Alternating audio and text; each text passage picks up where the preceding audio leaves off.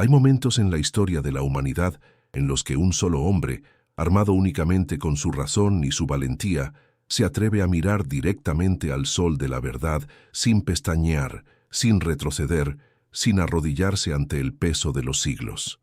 Ámsterdam en el siglo XVII era una ciudad de canales serpenteantes y mercaderes prósperos, de tulipanes que valían más que casas y de comerciantes que construían imperios sobre papel y promesas. Pero en medio de ese universo de transacciones y materialismo florido, un joven de origen portugués se sentaba cada noche junto a una vela temblorosa y pulía lentes para ganarse el sustento mientras las pulía también con infinita paciencia las lentes de su propio entendimiento. Baruch Spinoza, ese hombre que sería excomulgado por su propia comunidad judía, con palabras tan terribles que harían temblar a cualquier corazón ordinario, ese hombre que sería considerado hereje por cristianos y anatema por judíos, había descubierto algo que no podía callar, algo que no podía fingir no haber visto, algo que cambiaría para siempre la manera en que la humanidad miraría sus textos sagrados. Pero ¿qué había encontrado exactamente este pulidor de lentes que lo convertía en una amenaza tan monstruosa para todos los poderes religiosos de su época? ¿Por qué un hombre solitario, sin ejércitos ni riquezas, sin púlpitos ni catedrales, podía hacer temblar los cimientos mismos de la fe que había sostenido a Occidente durante más de 1000 años? La respuesta no está en lo que Spinoza afirmaba creer, sino en lo que se atrevía a cuestionar. Mientras la Europa del siglo XVII ardía todavía con los rescoldos de las guerras religiosas, mientras católicos y protestantes se masacraban mutuamente en nombre del mismo Dios, mientras la Inquisición todavía encendía hogueras para quemar cuerpos heréticos junto con libros prohibidos, Spinoza tomó las Escrituras, esos textos venerados como palabra directa e infalible de Dios, y comenzó a leerlos de una manera que nadie antes se había atrevido a hacer de forma tan sistemática y despiadada. Los leyó como se lee cualquier otro texto humano, buscando contradicciones, analizando estilos, comparando versiones, desentrañando las capas de tiempo y contexto que se habían acumulado sobre ellos como polvo sobre un espejo antiguo. ¿No es acaso asombroso que algo tan simple, tan aparentemente inocente como leer con atención, pudiera convertirse en el acto más subversivo imaginable? ¿Qué nos dice esto sobre el poder de la verdad cuando se enfrenta al poder de la tradición? Los Evangelios, esos 4 relatos que narran la vida, muerte y resurrección de Jesús de Nazaret, habían sido durante siglos el fundamento inconmovible de la fe cristiana. Mateo, Marcos, Lucas y Juan, 4 nombres que resonaban en cada iglesia, en cada monasterio, en cada hogar cristiano como pilares de certeza divina. Millones de personas habían vivido y muerto creyendo cada palabra contenida en esos textos, habían construido civilizaciones enteras sobre sus promesas, habían justificado conquistas y cruzadas, habían consolado a los moribundos y bautizado a los recién nacidos, invocando su autoridad. Pero Spinoza, con su mente afilada como las lentes que pulía, comenzó a notar algo inquietante, algo que estaba allí desde siempre, pero que nadie quería ver, algo que una vez visto no podía dejar de verse. Los 4 evangelios, supuestamente testimonios divinos e infalibles de los mismos acontecimientos, no concordaban entre sí. No era simplemente una cuestión de detalles menores o énfasis diferentes, como los defensores de la fe se apresuraban a explicar cada vez que alguien señalaba una discrepancia. No, las contradicciones eran fundamentales, estructurales, imposibles de reconciliar sin recurrir a malabarismos lógicos que habrían hecho sonrojar a cualquier filósofo honesto. ¿Cuándo exactamente murió Jesús? Fue antes de la Pascua judía, como asegura Juan con precisión temporal, colocando la crucifixión en el día de la preparación cuando se sacrificaban los corderos pascuales, creando así una simetría teológica perfecta entre Jesús y el cordero del sacrificio? ¿O fue después de la Pascua, como afirman los otros 3 evangelistas, después de que Jesús hubiera celebrado la última cena como una comida pascual con sus discípulos? Esta no es una diferencia trivial de horas o interpretaciones ambiguas. Es una contradicción directa, irreconciliable, sobre el momento central de toda la narrativa cristiana. ¿Y qué hay de las últimas palabras de Jesús en la cruz? En Mateo y Marcos, un grito desesperado atraviesa los siglos. Dios mío, ¿por qué me has abandonado? Palabras de agonía, de duda humana demasiado humana, de un hombre que siente que hasta el cielo lo ha traicionado en su hora más oscura. Pero en Lucas, las palabras son completamente diferentes, serenas, confiadas. Padre, en tus manos encomiendo mi espíritu. Y en Juan son aún más distintas, casi triunfales. Todo está cumplido. ¿Cómo puede ser que 4 testigos presenciales del momento más importante en la historia del cristianismo no puedan ponerse de acuerdo sobre las últimas palabras del hombre que proclamaban como Dios encarnado? Spinoza no planteaba estas preguntas con la alegría maliciosa del escéptico que disfruta destruyendo la fe ajena por simple placer nihilista. Las planteaba con la gravedad del cirujano que debe abrir una herida infectada aunque sepa que dolerá, porque sabe que solo la verdad puede curar. ¿Por qué la humanidad teme tanto a la verdad? ¿Por qué preferimos las mentiras consoladoras a las verdades incómodas? ¿No será que hemos confundido la fe con el miedo a pensar, la devoción con la cobardía intelectual, la piedad con la pereza mental? Durante siglos, cada vez que alguien señalaba estas contradicciones, la respuesta de la Iglesia había sido siempre la misma. Misterio divino, insondable sabiduría de Dios, armonía más profunda que trasciende nuestra limitada comprensión humana. Pero Spinoza, con su implacable honestidad, preguntaba, ¿no será más bien que estamos ante textos humanos, escritos por diferentes personas, en diferentes momentos con diferentes propósitos, textos que reflejan las limitaciones, los sesgos, las agendas políticas y teológicas de sus autores? ¿No será que al insistir en su naturaleza divina e infalible, estamos cometiendo una injusticia tanto contra la verdad como contra Dios mismo, a quien convertimos en autor de contradicciones? La genealogía de Jesús, presentada con aparente precisión en Mateo y Lucas, reveló a los ojos de Spinoza otra fisura en el edificio de la infalibilidad bíblica. Mateo traza el linaje desde Abraham hasta José, pasando por el rey David, estableciendo así las credenciales mesiánicas de Jesús como descendiente de la casa real de Israel. Lucas también presenta una genealogía, pero cuando comparas ambas listas, los nombres divergen radicalmente. No solo difieren en detalles menores, sino que presentan ancestros completamente diferentes para el Padre terrenal de Jesús. ¿Cómo pueden ambos evangelistas estar correctos simultáneamente? Y más desconcertante aún, ¿por qué importa el linaje de José si, según la doctrina cristiana misma, José no era el padre biológico de Jesús, quien fue concebido por el Espíritu Santo en el vientre virginal de María? Esta paradoja teológica atraviesa como una espada el corazón mismo de la narrativa de los orígenes de Jesús. La legitimidad mesiánica requiere descendencia davídica, pero la doctrina de la concepción virginal rompe esa cadena genealógica. No estamos ante una construcción teológica posterior, un intento de reconciliar expectativas mesiánicas judías con innovaciones cristológicas posteriores. Y no es precisamente la torpeza de esta reconciliación lo que revela su naturaleza humana. Las apariciones de Jesús resucitado, ese evento milagroso que constituye el fundamento de toda la fe cristiana, presentan también discrepancias que Spinoza señalaba con meticulosa precisión. En Mateo, las mujeres que van al sepulcro el domingo por la mañana encuentran un ángel que ha hecho rodar la piedra y les anuncia la resurrección. En Marcos, es un joven vestido de blanco. En Lucas, son 2 hombres con vestiduras resplandecientes. En Juan, María Magdalena encuentra primero el sepulcro vacío y luego ve a 2 ángeles, pero es a Jesús mismo a quien primero confunde con el jardinero. ¿A quién apareció primero Jesús resucitado? ¿A María Magdalena sola, como dice Juan? ¿A María Magdalena acompañada de otras mujeres, como sugieren los sinópticos?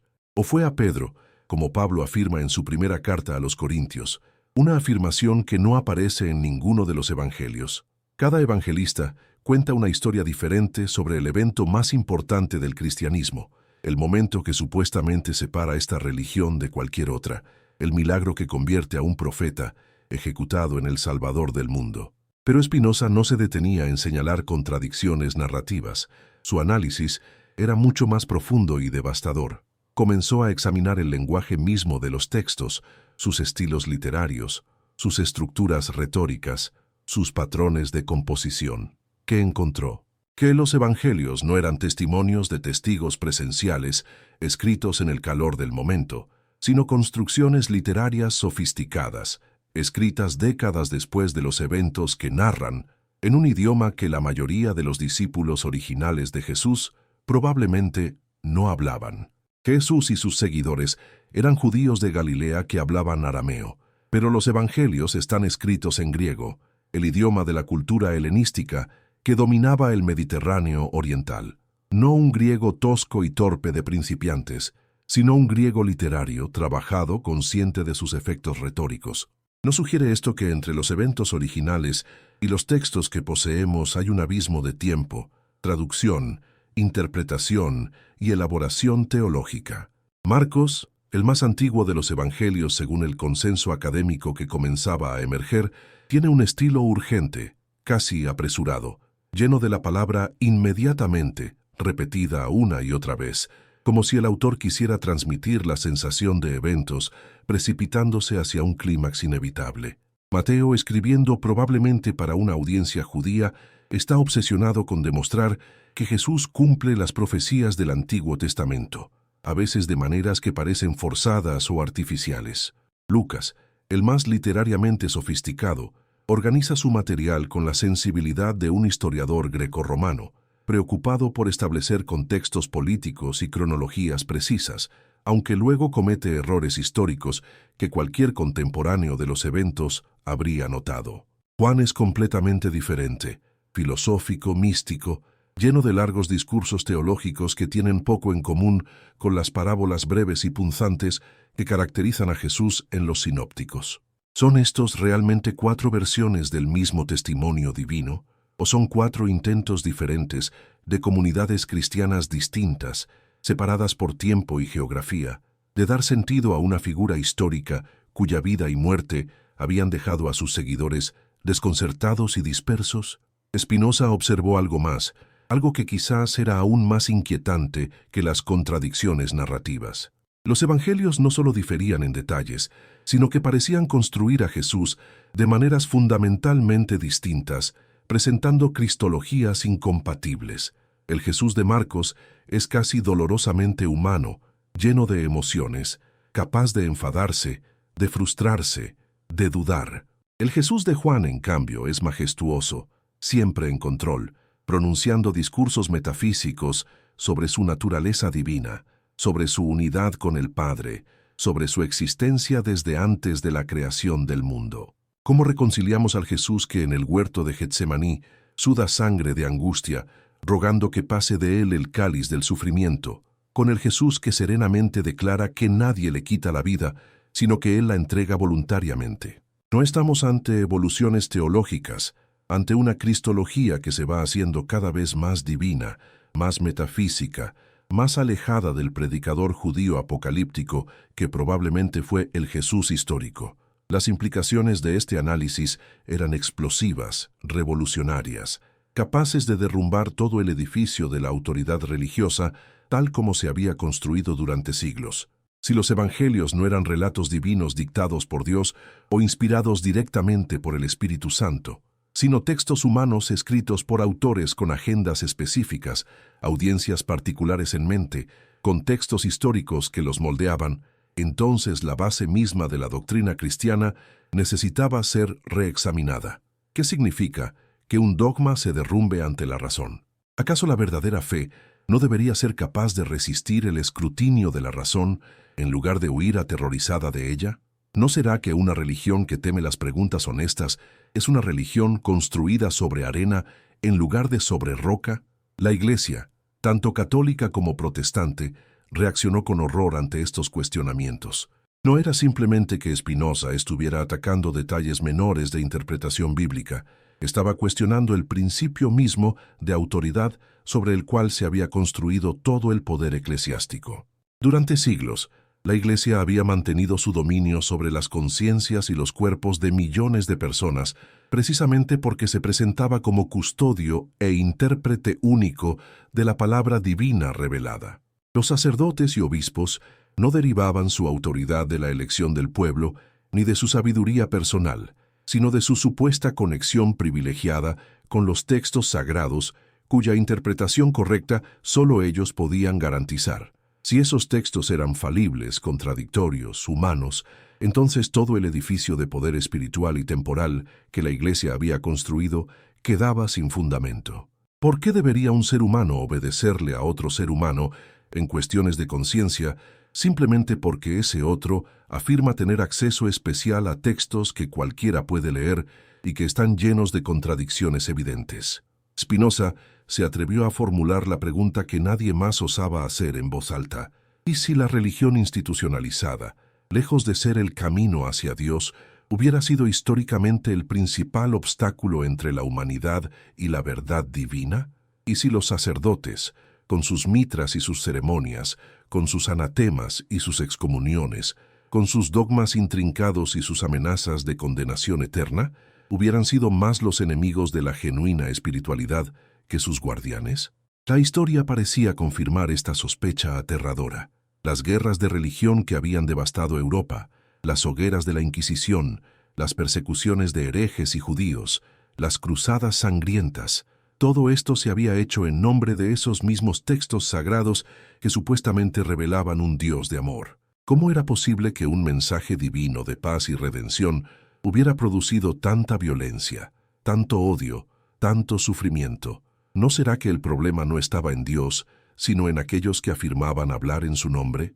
El método que Spinoza aplicaba a las Escrituras era radical en su simplicidad. Trataba los textos bíblicos exactamente como trataría cualquier otro documento histórico, comparando versiones, analizando contextos, buscando fuentes, identificando interpolaciones posteriores, desentrañando las capas de edición y reelaboración que se habían acumulado sobre los materiales originales. Este enfoque, que hoy llamaríamos crítica histórico-filológica y que es el estándar en cualquier estudio académico serio de la Biblia, era en el siglo XVII una herejía monstruosa. ¿Por qué la Iglesia teme más a las dudas que a las herejías? Porque la herejía todavía opera dentro del marco de la fe, todavía acepta que hay una verdad revelada, aunque dispute sobre cuál es. Pero la duda metódica, la investigación racional, cuestiona el marco mismo, pregunta si acaso hay alguna revelación en absoluto, o si simplemente estamos ante tradiciones humanas que han sido sacralizadas por el paso del tiempo y el poder de las instituciones.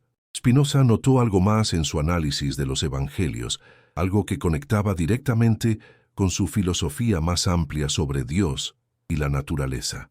Los milagros que llenan las páginas de los evangelios, desde las sanaciones de enfermos hasta la resurrección de muertos, desde la multiplicación de panes y peces hasta caminar sobre las aguas, no eran para él pruebas de la divinidad de Jesús, sino precisamente lo contrario. Eran evidencia de que estos textos contenían elementos legendarios, míticos, agregados posteriormente para impresionar a audiencias crédulas. Para Spinoza, Dios y la naturaleza eran una misma cosa, una sustancia infinita que operaba según leyes eternas e inmutables. Un milagro, entendido como una violación de las leyes naturales, era un concepto contradictorio, imposible.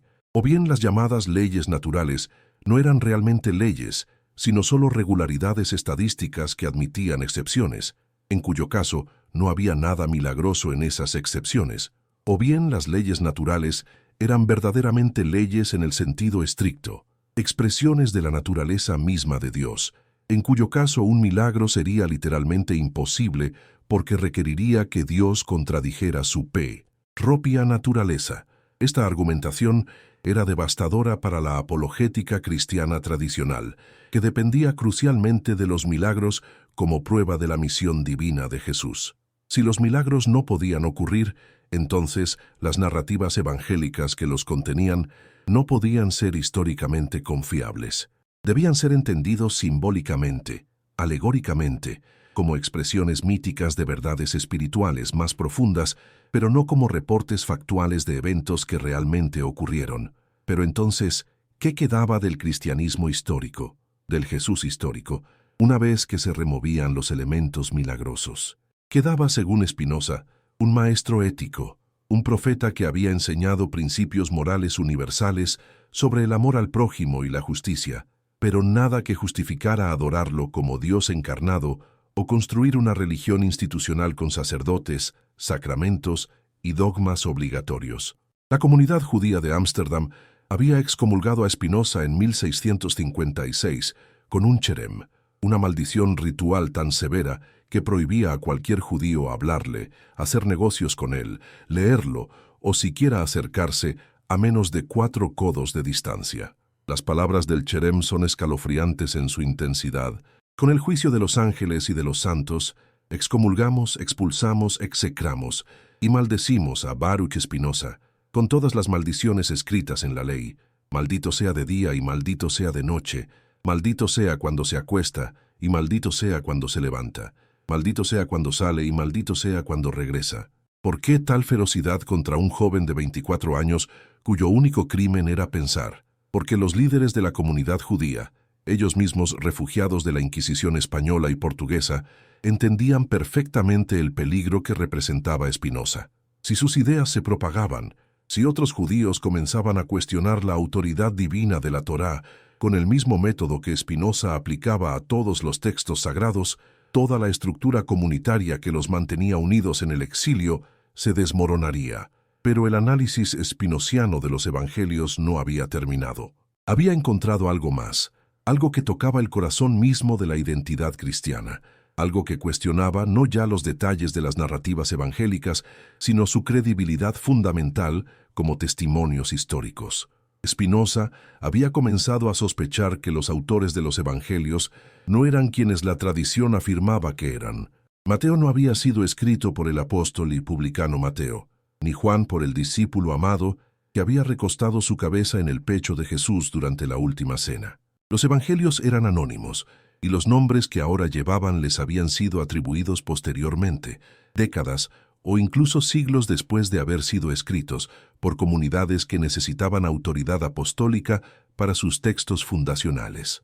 Si esto era cierto, entonces los evangelios no eran testimonios de testigos oculares, sino documentos de segunda o tercera mano, basados en tradiciones orales que habían circulado durante décadas antes de ser puestas por escrito, tradiciones que inevitablemente se habían transformado, embellecido, teologizado en el proceso de transmisión.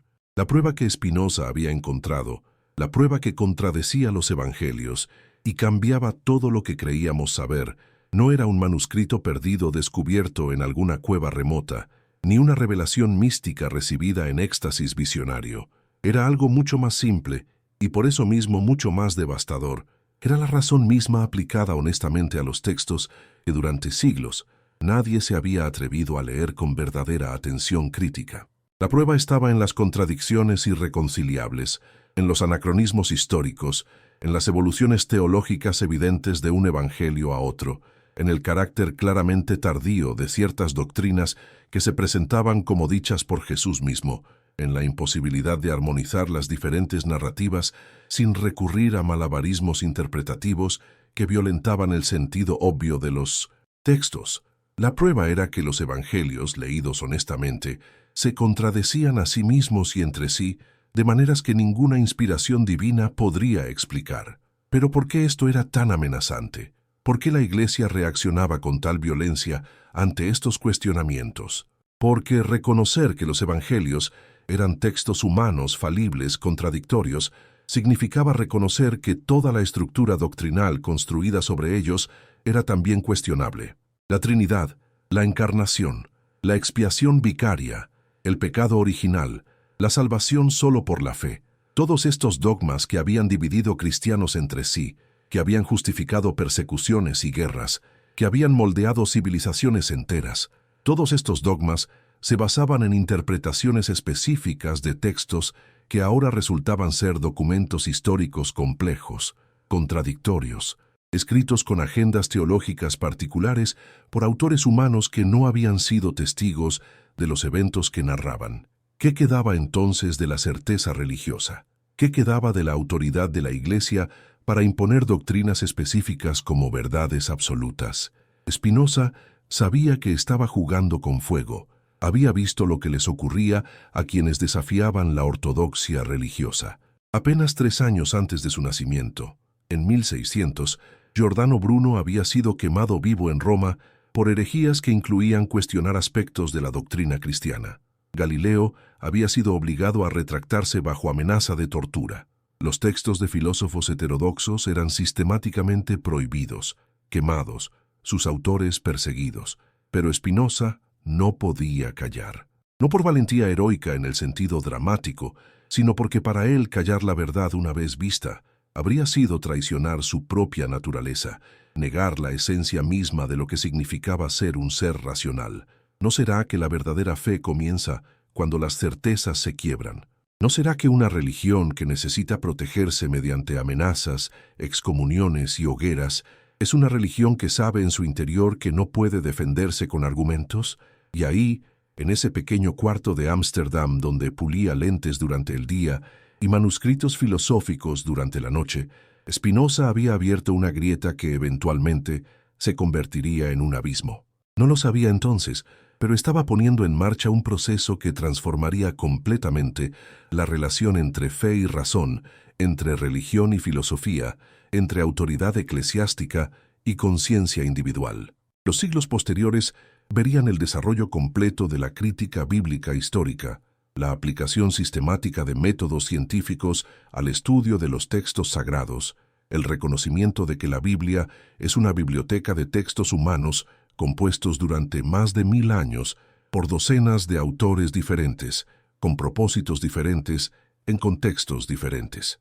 Todo esto estaba en semilla en el análisis spinociano de los evangelios, pero había algo más profundo todavía en el proyecto de Spinoza, algo que iba más allá de señalar contradicciones textuales o cuestionar autorías. Estaba proponiendo una manera completamente nueva de entender qué es la religión y para qué sirve. Para él, la verdadera religión no consistía en creer doctrinas correctas sobre la naturaleza de Dios o los misterios de la fe.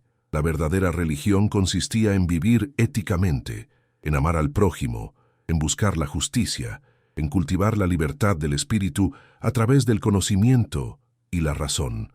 Todos los demás aspectos de la religión, las ceremonias, los rituales, las jerarquías sacerdotales, los dogmas teológicos elaborados, eran en el mejor de los casos irrelevantes y en el peor obstáculos para la genuina espiritualidad. Esta visión era radical no solo porque cuestionaba la autoridad de la Iglesia, sino porque hacía innecesaria toda mediación institucional entre el individuo y Dios. En su Tratado Teológico-Político, publicado anónimamente en 1670, Spinoza desarrolló sistemáticamente estas ideas. El libro causó un escándalo inmediato.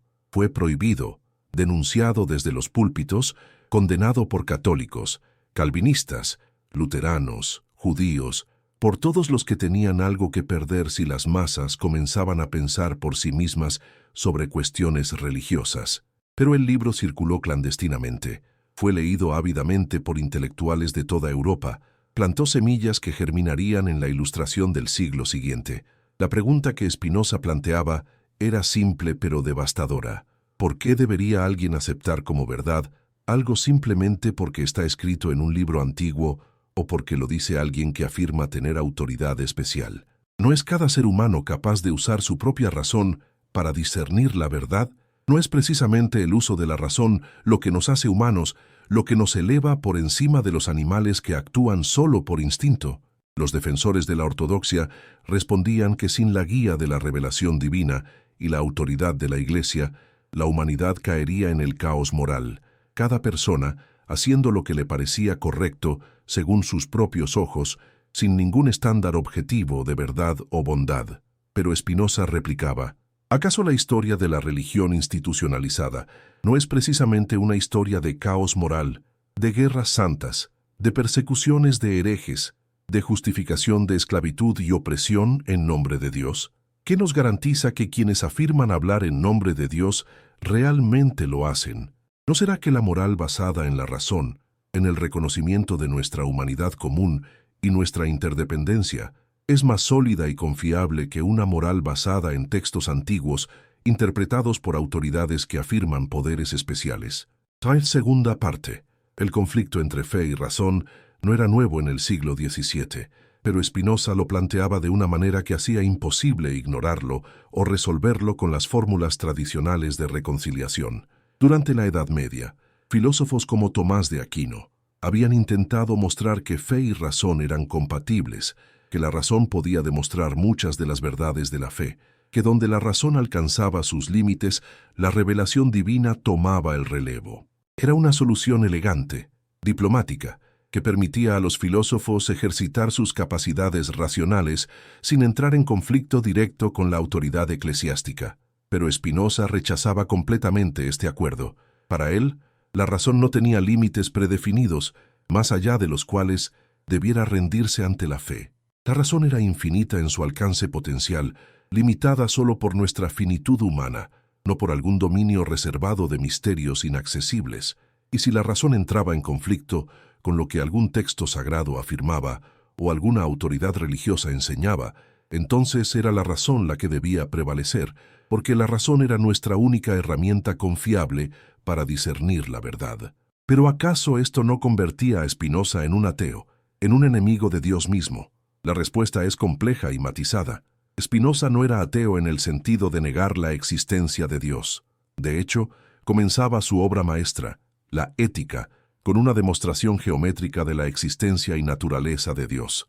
Pero el Dios de Spinoza era tan radicalmente diferente del Dios personal del cristianismo tradicional que sus contemporáneos lo consideraban ateo de todos modos. El Dios de Spinoza no era un ser personal que escuchara oraciones, hiciera milagros, se enojara con los pecadores o amara a los justos. Era la sustancia infinita, eterna e inmutable de la cual todo lo que existe es una modificación o modo. Dios no creaba el mundo desde fuera como un artesano hace un artefacto. Dios era el mundo, o más precisamente, el mundo era Dios manifestándose bajo diferentes atributos, siendo el pensamiento y la extensión los únicos dos accesibles a la mente humana. Esta identificación de Dios con la naturaleza, que Spinoza expresaba en la fórmula latina Deus sive natura, Dios o la naturaleza, era considerada el colmo de la blasfemia por prácticamente todas las tradiciones religiosas de su época.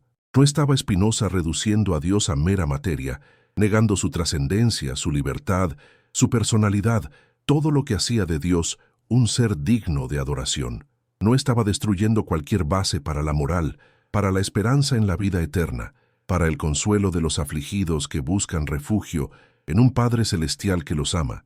Spinoza respondería que, al contrario, era la concepción tradicional de Dios la que era blasfema, porque presentaba a Dios como un ser caprichoso, voluble, que actuaba como los tiranos humanos, premiando y castigando según su voluntad arbitraria. Su Dios, el Dios que es la naturaleza misma operando según leyes necesarias y eternas, era infinitamente más digno de ser comprendido y amado que el Dios antropomórfico de las religiones populares. Pero ¿qué significaba amar a este Dios impersonal e indiferente? Para Spinoza, el amor intelectual de Dios consistía en comprender las leyes eternas según las cuales todo existe y opera, en alcanzar conocimiento cada vez más adecuado de la naturaleza de las cosas, en liberarse de las pasiones que nos esclavizan mediante el entendimiento de sus causas. Este amor no esperaba reciprocidad porque Dios, siendo infinito y eterno, no podía ser afectado por nuestras acciones finitas y temporales. No esperaba recompensa, porque la recompensa estaba en el conocimiento mismo, en la beatitud que surge de comprender nuestro lugar en el orden eterno de la naturaleza. Esta era una religiosidad austera, intelectual, completamente desprovista de los consuelos emocionales que las religiones tradicionales ofrecían, pero también completamente libre del miedo que esas mismas religiones inculcaban, porque el miedo, Spinoza lo veía con claridad meridiana, había sido siempre el verdadero fundamento del poder religioso, no la fe, no el amor, sino el miedo. Miedo al castigo divino, miedo al infierno eterno, miedo a la condenación, miedo a la excomunión, miedo a ser diferente, miedo a pensar por uno mismo, miedo a las preguntas que podrían llevar a respuestas incómodas. ¿Por qué la Iglesia teme más a las dudas que a las herejías? Porque la herejía todavía acepta el marco del miedo, simplemente redistribuye sus objetos, mientras que la duda metódica disuelve el miedo mismo al mostrar que no hay nada que temer excepto nuestra propia ignorancia. Un creyente puede ser controlado mediante la amenaza de condenación, pero un ser humano que ha aprendido a pensar racionalmente, que ha comprendido que no hay castigos sobrenaturales ni recompensas celestiales, sino solo causas naturales y efectos necesarios, ese ser humano es ingobernable por las autoridades religiosas. Spinoza había estudiado las escrituras hebreas con la misma minuciosidad que había aplicado a los evangelios, y había llegado a conclusiones igualmente perturbadoras. El Pentateuco, los 5 primeros libros de la Biblia que la tradición atribuía a Moisés, no podía haber sido escrito por Moisés porque contenía relatos de eventos posteriores a su muerte, referencias geográficas anacrónicas, estilos literarios inconsistentes que sugerían múltiples autores y épocas de composición. Los profetas no habían sido receptores pasivos de revelaciones divinas, sino pensadores religiosos creativos que expresaban sus propias visiones teológicas y morales en el lenguaje de su tiempo. David no había escrito todos los salmos atribuidos a él. Isaías era probablemente obra de al menos 2 autores diferentes, separados por más de un siglo. La Biblia, en resumen, era una biblioteca de textos humanos, compuestos durante casi un milenio, reflejando diferentes momentos históricos, diferentes preocupaciones teológicas, diferentes agendas políticas. Pero entonces, ¿qué valor tenían estos textos? Para Spinoza, su valor no estaba en ser palabra literal de Dios, sino en contener enseñanzas éticas universales expresadas en formas narrativas poderosas que habían moldeado civilizaciones enteras. El mandamiento de amar al prójimo como a uno mismo no necesitaba haber sido dictado sobrenaturalmente para ser verdadero y valioso.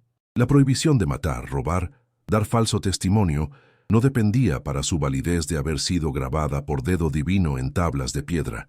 Estas eran verdades morales que la razón podía descubrir por sí misma, que surgían de la naturaleza social del ser humano y de las condiciones necesarias para la vida en común. La religión las había envuelto en narrativas míticas y las había atribuido a mandato divino, porque los seres humanos primitivos, incapaces de razonamiento abstracto, necesitaban autoridad externa para seguir principios que no podían derivar ellos mismos. Aquí Spinoza hacía una distinción crucial que sus críticos raramente comprendían. Distinguía entre el conocimiento de primer género, la imaginación que opera con imágenes sensibles y narrativas antropomórficas, el conocimiento de segundo género, la razón que opera con conceptos abstractos y demostraciones lógicas, y el conocimiento de tercer género, la intuición intelectual que capta directamente las esencias eternas de las cosas. Las religiones operaban principalmente en el primer nivel, usando historias, parábolas, metáforas, imaginería sensible para transmitir enseñanzas morales a las masas que no podían seguir razonamientos filosóficos complejos. Esto no era necesariamente malo. Spinoza reconocía que la mayoría de la gente siempre viviría en el nivel de la imaginación.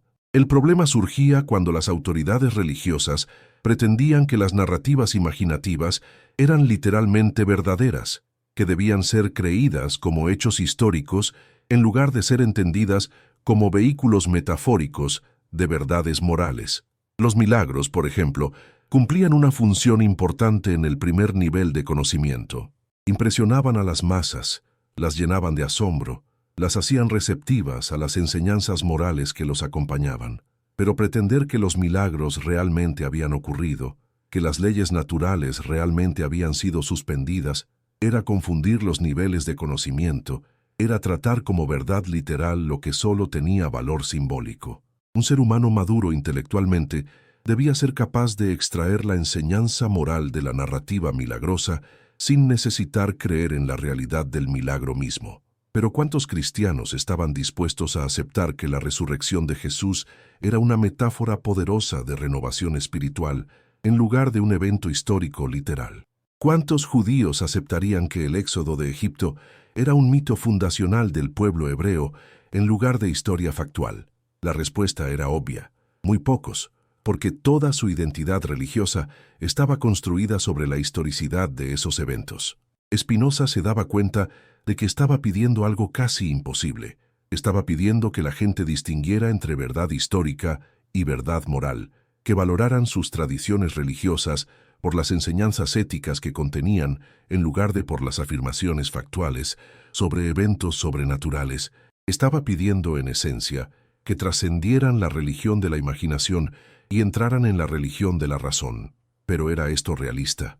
¿Podía la mayoría de la humanidad vivir sin el consuelo de creer en un Dios personal que se preocupaba por ellos, sin la esperanza de vida eterna, sin el miedo al castigo divino que los mantenía moralmente contenidos? Spinoza era optimista. Creía que sí, que los seres humanos podían ser educados para vivir racionalmente, para encontrar satisfacción en el conocimiento y la virtud mismos sin necesidad de motivaciones sobrenaturales. La historia posterior sugeriría que su optimismo era tal vez prematuro. El análisis spinociano de los evangelios se insertaba en este proyecto más amplio de secularización del conocimiento y democratización de la verdad. Si los evangelios no eran revelación divina infalible, sino documentos históricos falibles escritos por seres humanos con limitaciones y sesgos, entonces su interpretación no requería autoridad especial eclesiástica. Cualquier persona educada con acceso a los textos podía leerlos críticamente, comparar versiones, notar contradicciones, formar sus propios juicios sobre qué era históricamente confiable y qué era elaboración teológica posterior. Esto era profundamente democratizador y por eso mismo profundamente amenazante para todas las estructuras de autoridad religiosa. La Reforma Protestante había dado un paso en esta dirección al afirmar el derecho de cada creyente a leer e interpretar la Biblia por sí mismo, pero había retrocedido al insistir en que las Escrituras eran inspiradas e infalibles, simplemente transfiriendo la autoridad del Papa y la Iglesia a los textos mismos. Spinoza iba mucho más lejos, cuestionando la infalibilidad de los textos mismos. ¿Qué significa que un dogma se derrumbe ante la razón? Significa que nunca fue conocimiento genuino, solo creencia sostenida por autoridad y costumbre. El conocimiento genuino, para Spinoza, tenía la misma certeza que las demostraciones matemáticas. Cuando entiendes por qué la suma de los ángulos de un triángulo debe ser 180 grados, no puedes dudar de ello. No necesitas que ninguna autoridad te lo confirme. Lo ves con claridad interior indudable.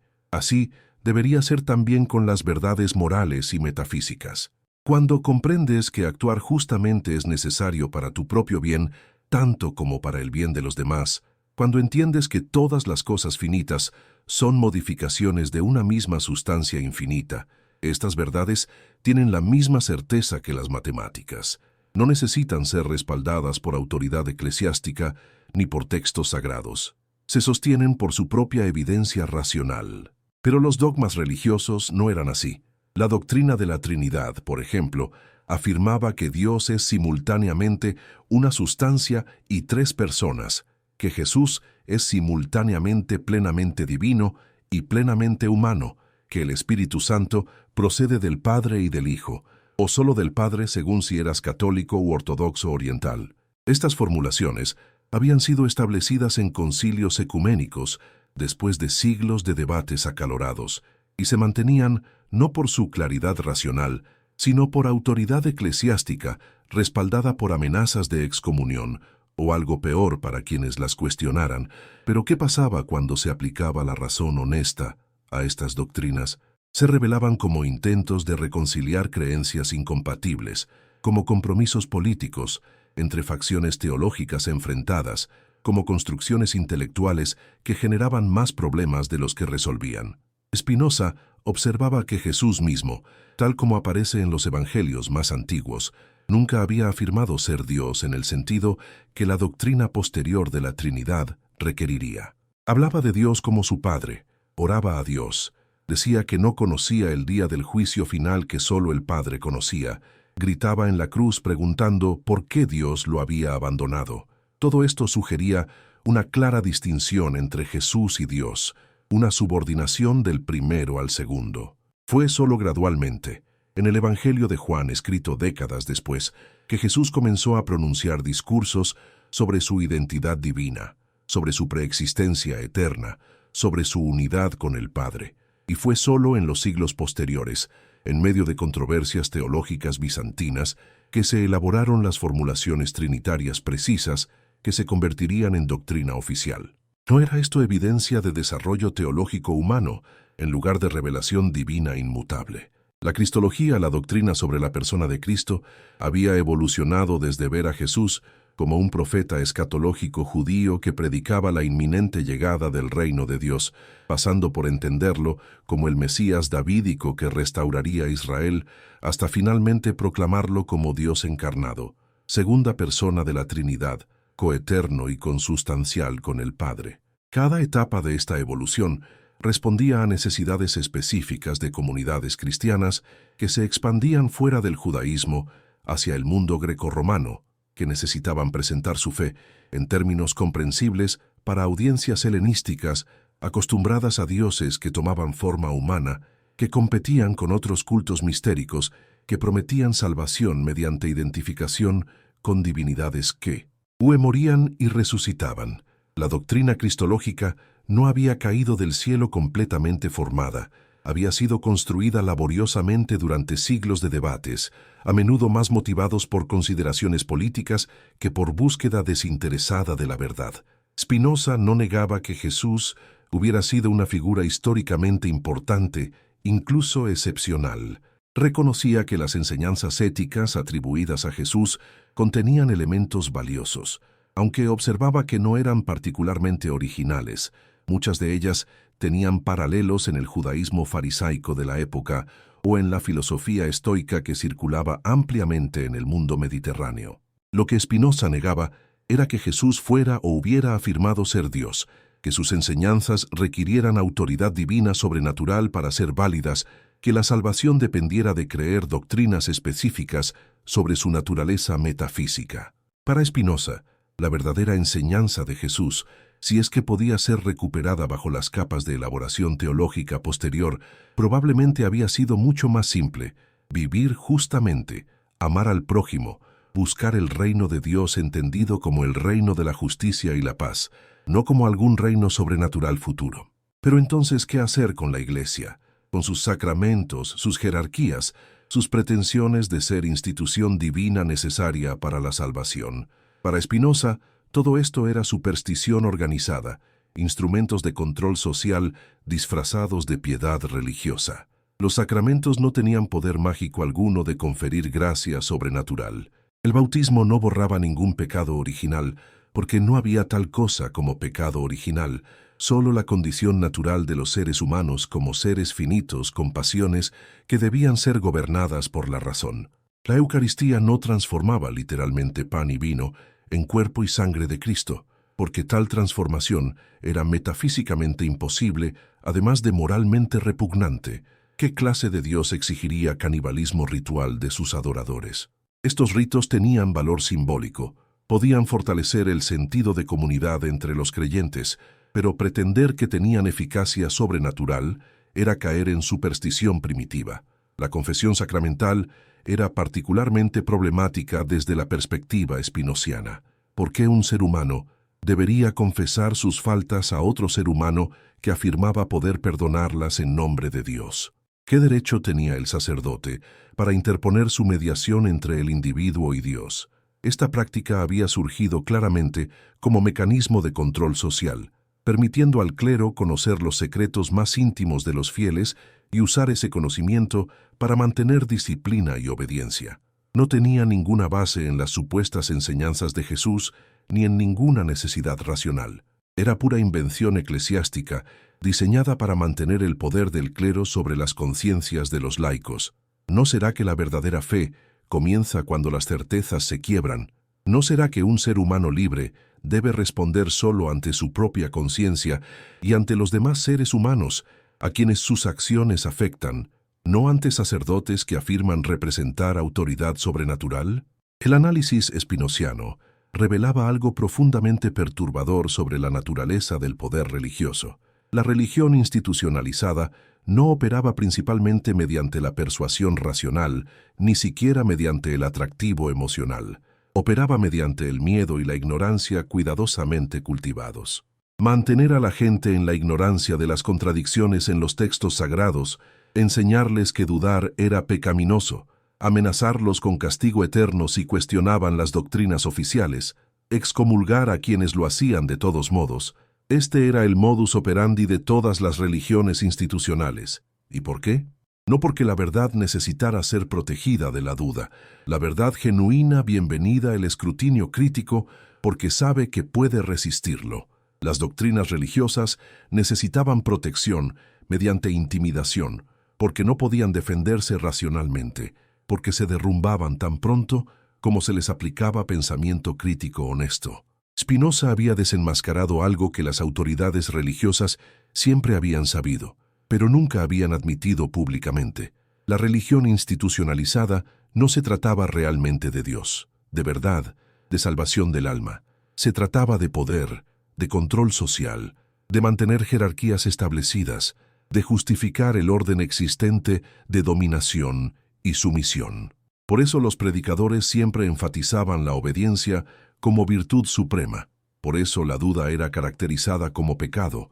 Por eso pensar por uno mismo era presentado como arrogancia satánica.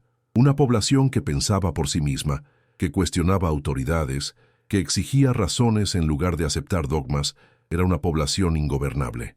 Y eso era precisamente lo que las élites religiosas y políticas, que a menudo eran las mismas, más temían. Pero había una paradoja en todo esto que Spinoza reconocía.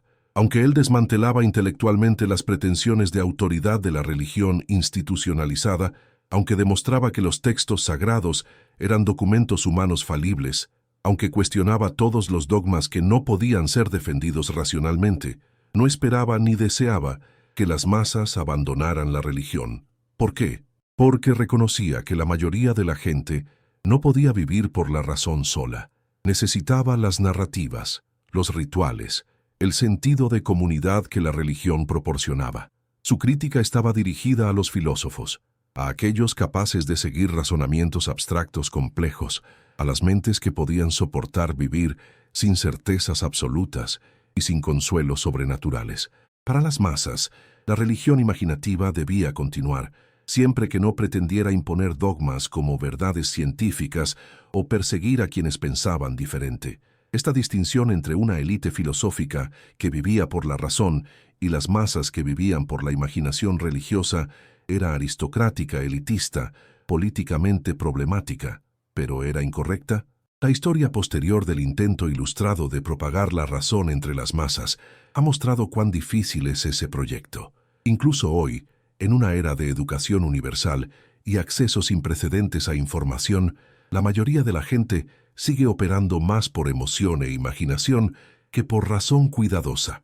Las narrativas simples, los símbolos poderosos, los líderes carismáticos que ofrecen certezas, todo esto sigue siendo más atractivo para las masas que el pensamiento crítico matizado que reconoce complejidad e incertidumbre. Spinoza había visto esto claramente, y su solución era permitir que la religión imaginativa continuara para las masas mientras se protegía la libertad filosófica para aquellos capaces de trascenderla. El Tratado Teológico Político de Spinoza tenía un propósito político explícito. No era simplemente un ejercicio académico de crítica bíblica, era un argumento por la libertad de pensamiento y expresión en una república que se decía libre, pero que de hecho censuraba implacablemente cualquier desviación de ortodoxia religiosa. Spinoza argumentaba que la función legítima del Estado era mantener la paz y el orden público, proteger la vida y la propiedad, permitir que cada persona persiguiera su felicidad como mejor le pareciera. El Estado no tenía competencia en cuestiones de verdad filosófica o religiosa. No debía aliarse con ninguna iglesia particular, no debía imponer creencias específicas, no debía castigar herejías que no amenazaran directamente el orden público. Esta separación de iglesia y Estado, esta idea de que la autoridad política no tenía derecho a gobernar las conciencias, era revolucionaria en el siglo XVII y seguiría siendo controvertida durante siglos. Y así te invito ahora, tú que has seguido este relato hasta aquí, que has permitido que estas preguntas inquietantes penetren tal vez en tu propia certeza, que escribas en los comentarios desde qué país y ciudad nos lees, qué hora marca tu reloj en este momento preciso en que estas palabras te encuentran. Porque Spinoza nunca escribió solo para su tiempo, escribió para todos los tiempos, para todos aquellos que en cualquier lugar y época se atrevan a mirar directamente a la verdad sin pestañear. Y si estas reflexiones han removido algo en ti, compártelas con alguien cercano, con alguien que quizás también esté buscando, alguien que merezca recibir la bendición de pensar libremente, la bendición más grande que podemos dar y recibir en este mundo donde tantos todavía viven en cadenas que ni siquiera saben que llevan. Tercera parte. Los años finales de Spinoza transcurrieron en una soledad que él mismo había elegido, o más precisamente, que le había sido impuesta por una sociedad que no podía tolerar su honestidad radical, pero que él había aceptado con ecuanimidad estoica. Vivía modestamente del alquiler de una habitación en La Haya, puliendo lentes para complementar sus ingresos, rechazando ofertas de posiciones académicas que habrían requerido que moderara sus opiniones o se sometiera a ortodoxias que consideraba falsas. Su salud nunca fue buena. Los polvos de vidrio que respiraba mientras pulía lentes dañaban sus pulmones, pero continuaba escribiendo, refinando su sistema filosófico, respondiendo a corresponsales de toda Europa que buscaban su consejo, sabiendo que lo que escribía no sería plenamente apreciado en su propia vida, pero confiando en que algún día, cuando la humanidad madurara intelectualmente, sus ideas encontrarían tierra fértil. La prueba que había encontrado, la prueba que contradecía los evangelios, no había consistido en ningún descubrimiento arqueológico espectacular ni en ninguna revelación mística. Había sido simplemente esto: la honestidad de leer los textos con atención, la valentía de admitir lo que veía, aunque contradijera todo lo que le habían enseñado, la integridad de seguir el argumento a donde quiera que llevara sin importar las consecuencias personales. ¿No es asombroso que algo tan simple sea tan raro? ¿Por qué la mayoría de la gente prefiere la comodidad de las mentiras familiares a la incomodidad de las verdades nuevas? ¿Qué nos dice esto sobre la naturaleza humana, sobre nuestro miedo a la libertad, sobre nuestra preferencia por cadenas doradas, sobre libertad arriesgada?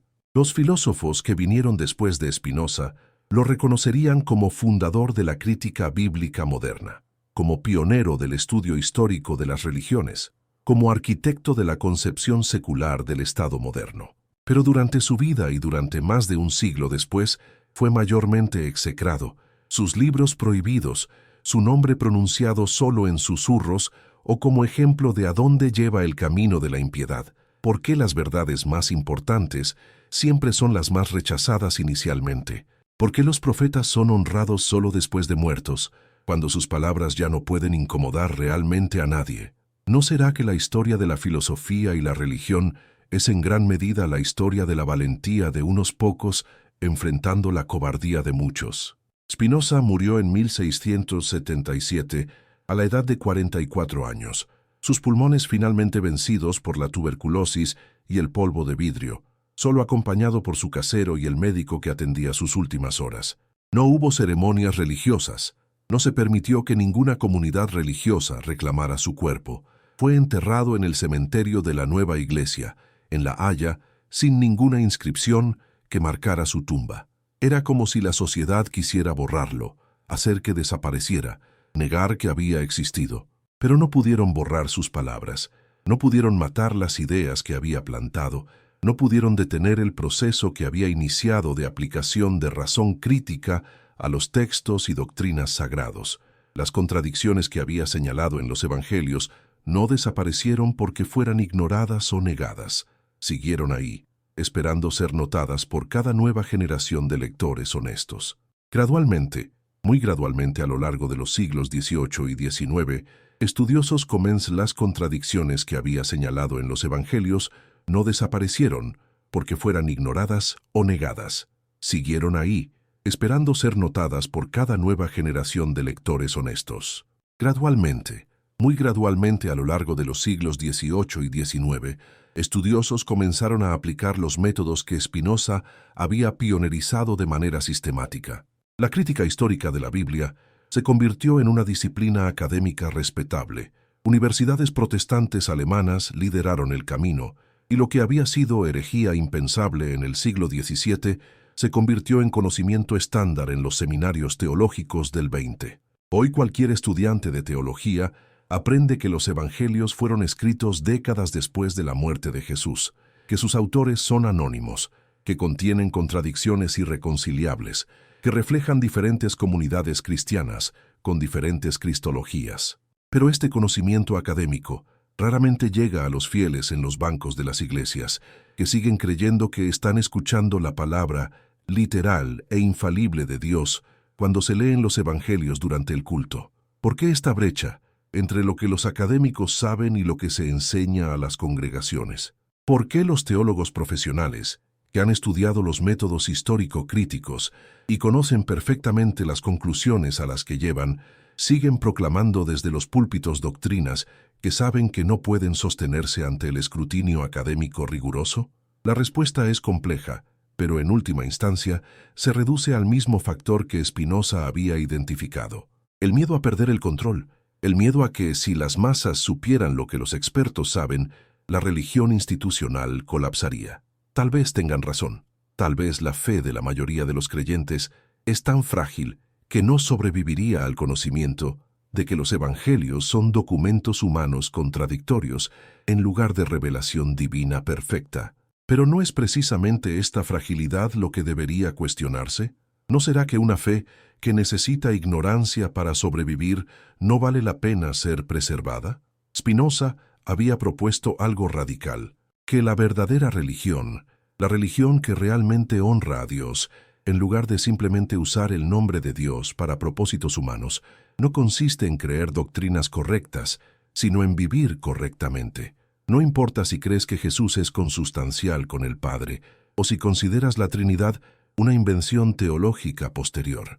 No importa si crees en la resurrección literal de Jesús o la interpretas como símbolo de renovación espiritual.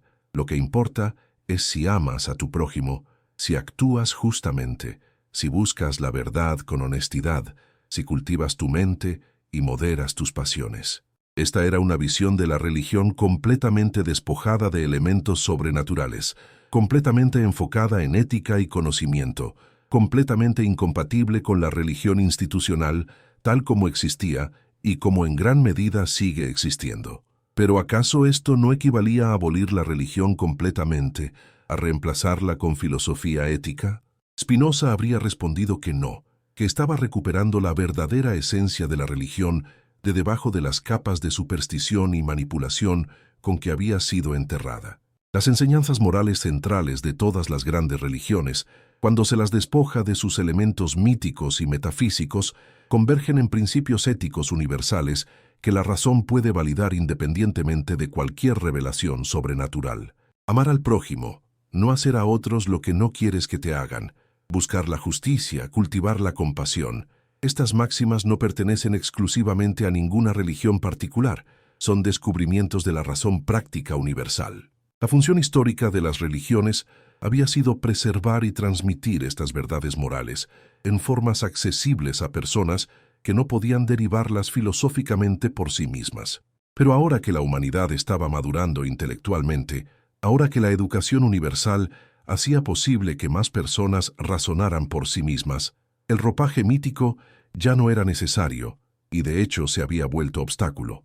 Esta visión era optimista sobre el potencial humano, quizás excesivamente optimista.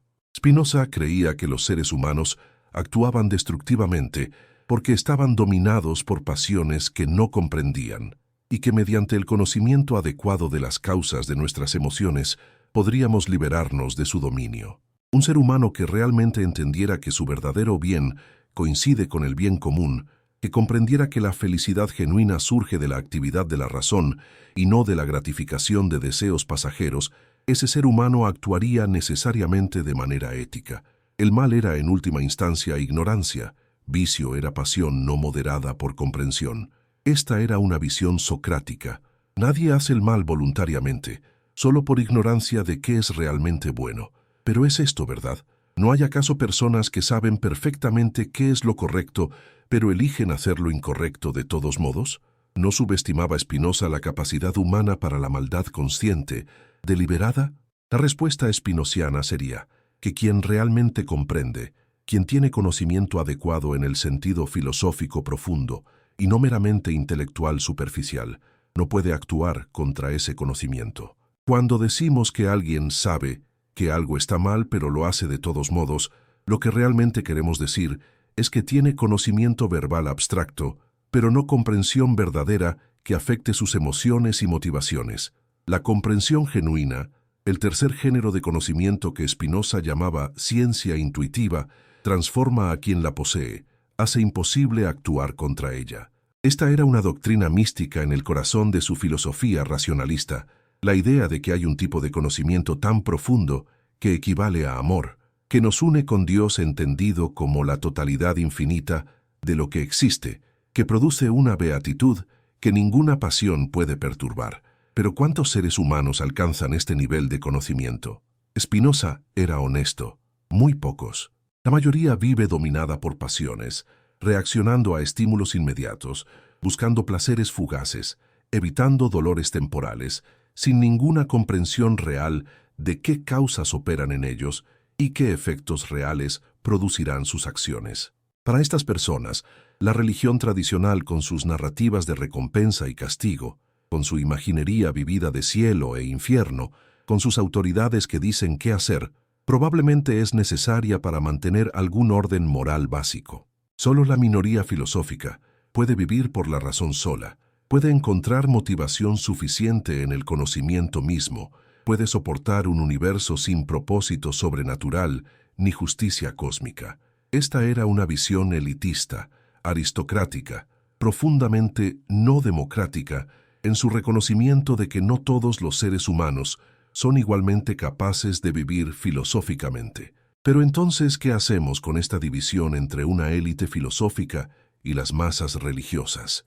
Spinoza proponía una solución pragmática: libertad filosófica para aquellos capaces de usarla, religión imaginativa para las masas y separación estricta entre autoridad política y religiosa para que ninguna iglesia pudiera imponer sus doctrinas por la fuerza. El Estado debía ser secular, neutral en cuestiones religiosas, protegiendo la libertad de culto, pero también la libertad de no creer. Esta visión liberal moderna del Estado secular tenía sus raíces en el pensamiento spinoziano, aunque él mismo no vivió para ver su implementación. Las revoluciones americana y francesa, la separación de Iglesia y Estado, la libertad de conciencia como derecho fundamental, todo esto emergería eventualmente de las semillas que Spinoza y otros pensadores de la Ilustración plantaron. Pero retornemos a los evangelios, al problema específico que había motivado el análisis spinoziano. ¿Qué debía hacer un cristiano honesto al enfrentar las contradicciones irreconciliables en los textos fundacionales de su fe? La respuesta de la ortodoxia siempre había sido: no mires demasiado de cerca, acepta por fe lo que no puedes entender por razón, confía en que Dios tiene maneras de reconciliar lo que parece contradictorio. No seas arrogante pensando que tu limitada razón humana puede juzgar la palabra divina. Pero Spinoza preguntaba: ¿no es precisamente esta actitud de renuncia al pensamiento crítico lo que permite toda clase de abusos? Si nos entrenamos para no ver contradicciones obvias en textos sagrados, si cultivamos la habilidad de creer simultáneamente cosas incompatibles, si consideramos virtud la credulidad y pecado la duda, ¿no estamos destruyendo precisamente la facultad que nos hace humanos, la capacidad de discernir verdad de falsedad mediante razonamiento cuidadoso? La historia del cristianismo está llena de intentos de armonizar las diferencias entre los evangelios. Desde muy temprano, el sirio Tasiano en el siglo II compuso el Diatesarón, una fusión de los 4 evangelios en una sola narrativa continua que intentaba eliminar repeticiones y reconciliar discrepancias. Durante la Edad Media, innumerables comentaristas propusieron soluciones ingeniosas para cada contradicción aparente. Cuando Mateo y Lucas presentan genealogías diferentes para Jesús, los armonizadores explicaban que una seguía la línea de José y la otra la de María, o que una era legal y la otra biológica. Cuando los evangelios difieren sobre las últimas palabras de Jesús, se sugería que tal vez dijo todas esas cosas en secuencia. Cuando las narrativas de resurrección son incompatibles, se construían cronologías elaboradas que intentaban encajar todos los eventos narrados en una secuencia coherente. Pero ¿a qué costo estos ejercicios de armonización? Invariablemente requerían agregar información que no está en ninguno de los textos, imaginar escenas no narradas, torcer el sentido natural de las palabras, proponer interpretaciones que ningún lector neutral consideraría evidentes. Lo que estos intentos revelaban inadvertidamente era precisamente lo que intentaban negar, que los evangelios realmente se contradicen, que no pueden ser reconciliados sin violentar sus textos, que son diferentes versiones de una historia que no pueden ser todas históricamente precisas simultáneamente. Un observador honesto, Spinoza insistía, debía simplemente admitir esto en lugar de realizar acrobacias interpretativas para evitar la conclusión obvia. ¿Por qué la humanidad teme tanto a la verdad? ¿Por qué preferimos complejidades rebuscadas e implausibles a simplicidades incómodas? La respuesta, Spinoza la entendía perfectamente, es que admitir que los evangelios se contradicen requiere repensar fundamentalmente qué son estos textos y qué autoridad tienen. Si no son relatos inspirados divinamente e infalibles de eventos históricos, entonces toda la estructura de autoridad doctrinal construida sobre ellos necesita ser reconsiderada. No puedes simplemente hacer un ajuste menor aquí, un matiz interpretativo allá, y dejar todo lo demás intacto. Es una crisis sistémica que amenaza todo el edificio teológico. Y las autoridades religiosas entendían esto instintivamente, razón por la cual reaccionaban tan violentamente contra cualquiera que señalara las contradicciones demasiado enfáticamente o las usara para cuestionar la infalibilidad bíblica. Pero había algo más profundo todavía en juego, algo que iba más allá de cuestiones de autoridad eclesiástica o precisión histórica. Al cuestionar los evangelios, Spinoza estaba cuestionando la narrativa maestra que había dado sentido a la civilización occidental durante más de 1000 años. La historia cristiana del mundo, desde la creación hasta la caída, desde la promesa de redención hasta su cumplimiento en Cristo, desde la crucifixión hasta la resurrección, desde la fundación de la Iglesia hasta el juicio final esperado, esta narrativa no era simplemente un conjunto de creencias religiosas. Era el marco mediante el cual generaciones enteras habían interpretado sus vidas, habían encontrado significado en sufrimiento, habían mantenido esperanza ante injusticia, habían construido identidades personales y colectivas. ¿Qué pasa cuando ese marco se derrumba? ¿Qué pasa cuando la historia que daba sentido a todo resulta ser una construcción humana en lugar de un plan divino revelado? Esta era la verdadera amenaza que Spinoza representaba, más profunda que cualquier cuestión específica de crítica textual o inconsistencia narrativa. Estaba abriendo un abismo de ausencia de significado, estaba removiendo los fundamentos sobre los cuales se había construido toda una civilización, estaba preguntando, ¿y si no hay ningún plan divino? ¿Y si la historia humana no va a ninguna parte en particular? ¿Y si no hay juicio final que haga justicia? ¿No hay vida eterna que compense el sufrimiento terrenal?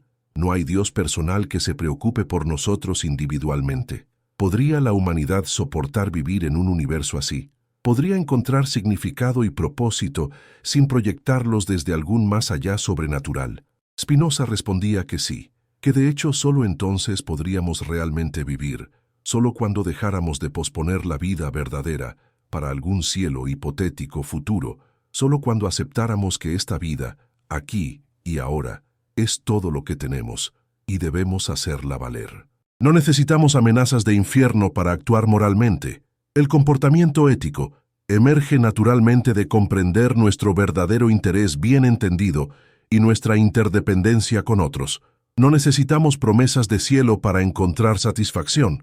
La beatitud está disponible aquí, mediante el conocimiento y la virtud. No necesitamos un Dios personal que nos ame. Tenemos amor humano, comunidad humana, la maravilla de existir en un universo cuyas leyes podemos gradualmente comprender.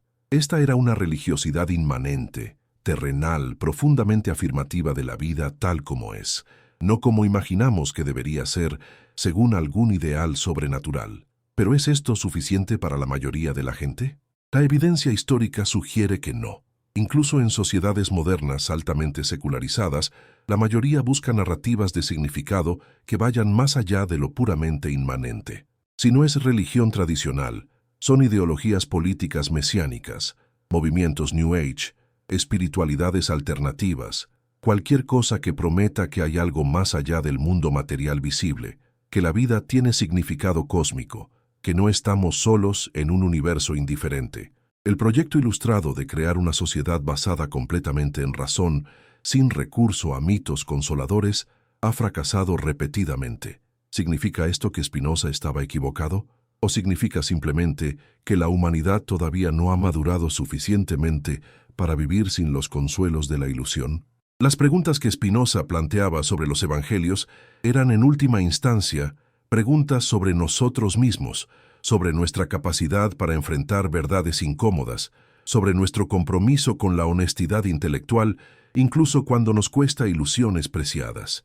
¿Realmente queremos saber la verdad o preferimos creer lo que nos hace sentir seguros, consolados, especiales? ¿Estamos dispuestos a vivir con incertidumbre, con la ausencia de respuestas definitivas a las preguntas últimas sobre el significado de la existencia? ¿O necesitamos que alguien, alguna autoridad, algún texto sagrado, nos diga qué pensar, cómo vivir, qué esperar? Estas preguntas no han perdido vigencia. En nuestro siglo XXI, con acceso sin precedentes a información, con herramientas críticas sofisticadas, con libertad religiosa ampliamente protegida en muchas sociedades, las mismas preguntas persisten. Y los evangelios, esos 4 textos escritos hace casi 2000 años, en las márgenes orientales del Imperio Romano, por autores cuyas identidades reales desconocemos, siguen siendo leídos, estudiados, venerados, citados desde púlpitos cada domingo. Las contradicciones que Spinoza señaló siguen ahí. Los problemas históricos siguen sin resolver. La brecha entre lo que los académicos saben sobre estos textos y lo que los creyentes creen sobre ellos sigue siendo enorme. ¿Importa esto? Para Spinoza importaba crucialmente, porque veía en la disposición a aceptar contradicciones evidentes el síntoma de una enfermedad más profunda, la renuncia a la responsabilidad intelectual, la entrega de nuestra capacidad de juicio a autoridades externas, la preferencia por la comodidad del dogma sobre la incomodidad de la investigación genuina. La figura de Jesús emerge de los evangelios como un hombre extraordinariamente difícil de capturar históricamente, precisamente porque los textos que lo narran están tan cargados de interpretación teológica que es casi imposible separar lo histórico de lo legendario. ¿Existió realmente Jesús de Nazaret? La mayoría de los historiadores académicos piensan que sí, que hay un núcleo histórico detrás de las narrativas evangélicas, aunque reconocen que recuperar los detalles precisos de su vida y enseñanzas es extremadamente difícil.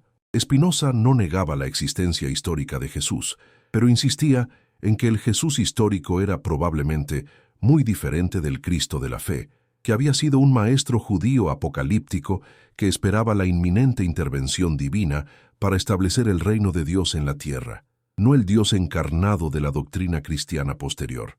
Esta distinción entre el Jesús histórico y el Cristo de la fe se convirtió en central para la investigación crítica sobre el Nuevo Testamento en los siglos posteriores a Spinoza. Estudiosos como Albert Schweitzer en el siglo XX argumentaron que el Jesús histórico era fundamentalmente un judío del primer siglo cuya cosmovisión apocalíptica era completamente ajena a la mentalidad moderna, que había estado completamente equivocado en esperar el fin inminente del mundo, que la Iglesia posterior había transformado su mensaje esperando adaptarlo a una situación en la que el fin no llegaba. Esta interpretación era devastadora para la cristología tradicional, porque mostraba una discontinuidad radical entre Jesús y el cristianismo. Sugería que Pablo y los teólogos posteriores habían creado esencialmente una nueva religión que tenía poco que ver con lo que el Jesús histórico realmente enseñó o intentó. ¿No será que la verdadera fe comienza cuando las certezas se quiebran? Esta pregunta resuena de manera especial en el contexto de la crítica evangélica. Para muchos creyentes, enfrentar las contradicciones en los evangelios, reconocer que no son relatos históricos infalibles, aceptar que contienen leyendas y desarrollos teológicos posteriores, todo esto ha sido el comienzo no del abandono de la fe, sino de una fe más madura y honesta. Una fe que no depende de la inerrancia bíblica, que puede reconocer los textos sagrados como profundamente humanos sin dejar de encontrar en ellos valor espiritual y guía moral, que puede distinguir entre forma mítica y contenido ético. Esta ha sido la respuesta del cristianismo liberal desde el siglo XIX, el intento de preservar la religión aceptando las conclusiones de la crítica histórica. Pero este cristianismo liberal nunca ha sido mayoritario. La mayoría de los creyentes o bien permanecen en ignorancia de la crítica bíblica histórica, o bien la rechazan deliberadamente, prefiriendo interpretaciones fundamentalistas o evangelicales que insisten en la infalibilidad bíblica pese a toda evidencia contraria. ¿Por qué? Porque reconocer que los evangelios son documentos humanos falibles parece peligrosamente cercano a reconocer que toda la fe es construcción humana, que no hay revelación especial, que estamos solos, y ese reconocimiento es más aterrador para muchos que cualquier cantidad de inconsistencia lógica o implausibilidad histórica. En este momento de tu lectura, te pido que compartas esto con alguien cercano, alguien que también esté luchando con estas preguntas, alguien que merezca la bendición de pensar libremente. Porque el legado de Spinoza no es un conjunto específico de conclusiones doctrinales, es un método, una actitud, un compromiso con la honestidad intelectual, cueste lo que cueste. Y esa bendición, la bendición de la libertad de pensamiento, es algo que podemos transmitir unos a otros. Algo que cada generación debe reclamar de nuevo contra todas las fuerzas que buscan mantener nuestras mentes en cadenas, sean religiosas, políticas o simplemente la inercia del hábito y la comodidad de no cuestionar. Spinoza nunca esperó gratitud por lo que había hecho. Sabía que la mayoría lo malinterpretaría, lo condenaría, lo temería. Sabía que sus ideas tomarían siglos en ser parcialmente aceptadas y que incluso entonces serían diluidas, domesticadas, despojadas de su radicalidad original. Pero también sabía que la verdad tiene su propia fuerza, que una vez que una idea genuinamente verdadera se ha articulado claramente, no puede ser completamente suprimida, reaparecerá una y otra vez en diferentes formas y contextos hasta que finalmente encuentre su momento. La verdad sobre los evangelios, las contradicciones que él había señalado, los problemas históricos que había identificado, todo esto estaba ahí para cualquiera que quisiera verlo. No se iría. Seguiría esperando, generación tras generación, hasta que la humanidad estuviera lista para mirar directamente sin pestañear. ¿Y qué hay de Dios en todo esto? ¿Qué hay del Dios que supuestamente había inspirado estos textos, que había enviado a su Hijo al mundo, que había fundado su iglesia? El Dios de Spinoza, como ya hemos visto, era tan radicalmente diferente del Dios personal del teísmo tradicional, que equivalía prácticamente a ateísmo para sus contemporáneos. Dios o la naturaleza, la sustancia infinita de la cual todo es modo, que no piensa ni siente ni actúa con propósito, porque el pensamiento y la acción presuponen limitación, incompletud, necesidad de algo externo. Este Dios no podía inspirar textos sagrados, no podía enviar profetas, no podía intervenir en la historia humana. Era completamente inmanente y completamente trascendente simultáneamente. Estaba en todas las cosas, pero no era diferente de todas las cosas tomadas colectivamente. Esta concepción de Dios ha sido llamada panteísmo, y ciertamente hay elementos panteístas en Spinoza, aunque él mismo habría rechazado el término porque sugiere que está adorando la naturaleza material, cuando en realidad está diciendo que lo que llamamos naturaleza y lo que llamamos Dios son la misma realidad vista bajo aspectos diferentes.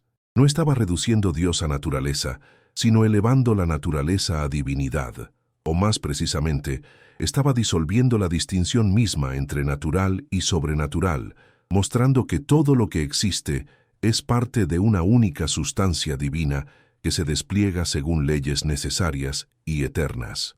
Esta visión eliminaba el milagro, la providencia especial, la revelación sobrenatural, todo lo que las religiones tradicionales consideraban esencial, pero preservaba, o así afirmaba Spinoza, algo más profundo, la posibilidad de amor intelectual de Dios mediante comprensión de la naturaleza divina expresada en las leyes del universo. ¿Puede esta concepción satisfacer las necesidades religiosas humanas?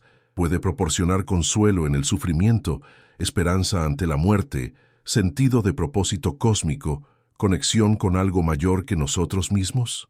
Para algunos sí, para aquellos con temperamento filosófico que encuentran profunda satisfacción en la contemplación intelectual en comprender las conexiones causales que unen todas las cosas, en ver su propia existencia como parte necesaria del todo infinito. Pero para la mayoría no. La mayoría necesita un Dios que los escuche cuando oran, que se preocupe por sus problemas individuales, que prometa justicia eventual y reunión con seres queridos perdidos. El Dios de Spinoza no ofrece nada de esto. Es un Dios para filósofos, no para sufridores ordinarios que buscan consuelo. Y ahí está la tragedia y la grandeza del proyecto spinociano. Tragedia porque reconocía que lo que ofrecía no estaba al alcance de la mayoría. Grandeza porque se negaba a mentir, a ofrecer consuelos falsos, a pretender que el universo se ajustaba a nuestros deseos y necesidades.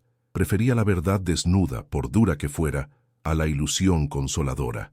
Prefería vivir sin esperanzas sobrenaturales, pero con integridad intelectual, que vivir con esperanzas que sabía eran falsas. Esta es una elección que cada persona debe hacer por sí misma, y Spinoza nunca pretendió imponer su elección a otros. Solo pedía libertad para hacerla él mismo, y para expresar sus razones públicamente, para que otros que pudieran beneficiarse tuvieran acceso a su pensamiento. Las guerras de religión que habían devastado Europa en el siglo anterior a Spinoza habían sido justificadas por ambos lados apelando a los mismos textos sagrados, a los mismos evangelios que supuestamente revelaban la voluntad de Dios. Católicos y protestantes se masacraban mutuamente en nombre de Cristo, cada lado absolutamente convencido de tener la interpretación correcta de las Escrituras, cada uno considerando al otro no meramente equivocado, sino herético, digno de muerte. ¿Qué significa que un dogma se derrumbe ante la razón? Significa que la autoridad mediante la cual se justificaban estas atrocidades se revela como fraudulenta, que nadie puede afirmar legítimamente poseer la única interpretación correcta de textos que son en sí mismos contradictorios y ambiguos.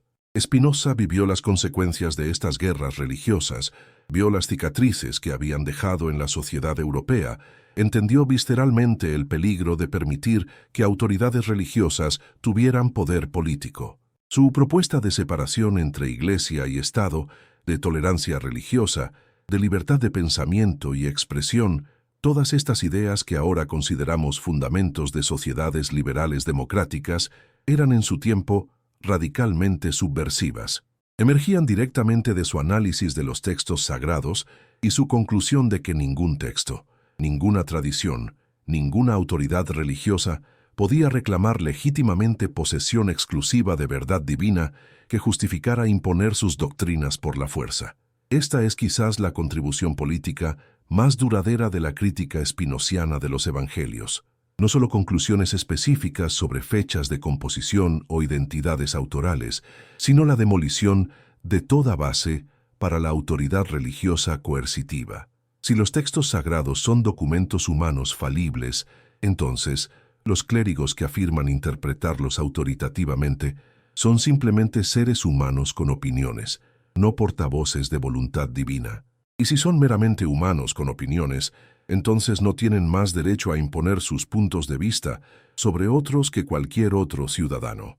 La autoridad política debe derivarse del consentimiento de los gobernados, no de supuesta revelación divina mediada por élites religiosas. El Estado debe ser neutral en cuestiones de verdad última, protegiendo la libertad de cada persona para buscar respuestas según su propia conciencia y razón. Este es el sueño ilustrado que Spinoza ayudó a nacer, aunque él mismo no vivió para ver su realización incluso parcial. Un mundo donde nadie es perseguido por sus creencias religiosas o falta de ellas, donde las iglesias son asociaciones voluntarias sin poder coercitivo, donde el gobierno protege libertad de conciencia en lugar de imponer ortodoxia, donde los individuos son libres para cuestionar, dudar, investigar sin temor a excomunión o castigo peor. ¿Se ha realizado completamente este sueño? No. Incluso en las sociedades más seculares, las religiones organizadas siguen ejerciendo considerable influencia política. Y en muchas partes del mundo, la blasfemia sigue siendo castigada. La apostasía es crimen capital. Las autoridades religiosas tienen poder legal para imponer su interpretación de textos sagrados sobre poblaciones enteras, pero la semilla está plantada. La idea de que los textos sagrados deben ser leídos críticamente, que las autoridades religiosas no tienen acceso privilegiado a verdad divina, que cada individuo tiene derecho y responsabilidad de pensar por sí mismo sobre cuestiones últimas, esta idea que Spinoza expresó tan clara y valientemente en el siglo XVII no puede ser completamente erradicada. Resurge constantemente, inspira movimientos de reforma dentro de tradiciones religiosas, alimenta el crecimiento del secularismo en sociedades modernas, empodera a individuos para cuestionar y rechazar autoridades opresivas que afirman hablar en nombre de Dios. Tercera parte. Comienzo.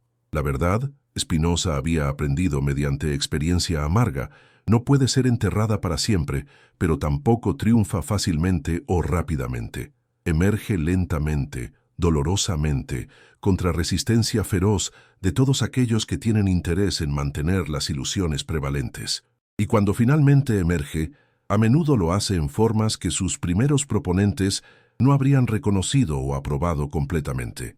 Las ideas de Spinoza sobre los evangelios y la crítica bíblica fueron recuperadas, desarrolladas, transformadas por generaciones posteriores de estudiosos que a veces lo citaban y a veces no sabían cuánto le debían. La crítica histórica de la Biblia que floreció en universidades alemanas del siglo XIX. Los métodos de crítica de formas y crítica de redacción que se convirtieron en estándar en estudios del Nuevo Testamento del siglo XX, la búsqueda del Jesús histórico que ha ocupado a generaciones de historiadores, todo esto tiene raíces en el proyecto spinoziano. ¿Pero ha cambiado realmente algo para los creyentes ordinarios? ¿Han las conclusiones de 2 siglos de erudición crítica penetrado las paredes de las iglesias, transformado la fe de las masas? La respuesta es compleja. En algunas denominaciones cristianas, particularmente en el cristianismo liberal protestante mayoritario, la crítica histórica ha sido ampliamente aceptada y las congregaciones son enseñadas que los evangelios son documentos teológicos más que crónicas históricas precisas. Pero en otras denominaciones, especialmente en el evangelicalismo y fundamentalismo que han crecido explosivamente en el último siglo, la reacción ha sido rechazar completamente los métodos histórico-críticos y reafirmar la inerrancia bíblica como artículo de fe no negociable. Y en el catolicismo hay un equilibrio incómodo donde los académicos en universidades católicas emplean métodos críticos, pero la doctrina oficial mantiene posiciones conservadoras sobre inspiración e infalibilidad bíblica. La situación revela algo profundo sobre la naturaleza de la creencia religiosa que Spinoza tal vez no apreció completamente. Para muchos creyentes, la religión no es primariamente un sistema de proposiciones que deben ser evaluadas por su verdad o falsedad según estándares racionales. Es más bien un modo de vida, una identidad comunitaria, una fuente de rituales significativos que marcan momentos importantes de la vida, un reservorio de símbolos que dan forma a la imaginación moral. Las preguntas sobre precisión histórica de los evangelios o coherencia lógica de doctrinas teológicas son secundarias o incluso irrelevantes para esta dimensión de la religión vivida. Por eso puedes tener teólogos que aceptan completamente las conclusiones de la crítica histórica, pero siguen participando en liturgias cristianas, celebrando sacramentos, identificándose como cristianos. Su fe no depende de creer que los evangelios son históricamente precisos en todo detalle. ¿Es esto hipocresía? ¿Es falta de integridad intelectual? ¿O es simplemente reconocimiento realista de que los seres humanos son más que máquinas lógicas, que necesitamos mitos y rituales y comunidad, tanto como necesitamos verdades racionales? Spinoza probablemente habría considerado esta acomodación como compromiso inaceptable, como intentar tener ambas cosas, mantener pie en 2 mundos incompatibles.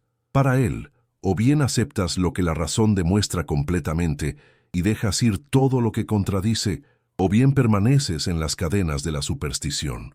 No puede haber término medio estable, pero la experiencia histórica posterior sugiere que la mayoría de la gente vive precisamente en ese término medio, sosteniendo simultáneamente creencias que un lógico estricto consideraría incompatibles, navegando pragmáticamente entre diferentes dominios de significado sin preocuparse excesivamente por inconsistencias entre ellos. Quizás esto es sabiduría humana práctica más que falla lógica. Quizás Spinoza, con toda su brillantez filosófica, subestimaba cuán difícil es realmente vivir por la razón sola, cuánto necesitamos los aspectos no racionales de la existencia humana: emoción, imaginación, pertenencia, significado narrativo. Su propia vida fue, en muchos sentidos, una demostración de las limitaciones de la pura racionalidad. Vivió solo, sin familia, sin comunidad real, sostenido solo por correspondencia con unos pocos interlocutores intelectuales y la convicción de que estaba sirviendo a la verdad. ¿Fue feliz? Por sus propios estándares probablemente sí. Encontraba beatitud en la contemplación intelectual. Pero ¿cuántos pueden realmente vivir así? Y deberíamos todos aspirar a ello. Estas preguntas no tienen respuestas fáciles. Lo que está claro es que Spinoza abrió un camino que otros podían elegir seguir o no. Mostró que era posible leer los textos sagrados críticamente, que las contradicciones estaban ahí para quien quisiera verlas, que las pretensiones de autoridad religiosa no podían sostenerse ante escrutinio racional. Hizo esto no para destruir la religión, sino, como él lo veía, para liberar la verdadera religiosidad de las acumulaciones de superstición y manipulación que la habían oscurecido. Pero reconocía que solo una minoría tomaría este camino, y no pretendía forzar a nadie a seguirlo. Su argumento era por libertad, libertad para investigar, para dudar, para cuestionar, para llegar a conclusiones diferentes de las ortodoxias establecidas sin ser perseguido por ello.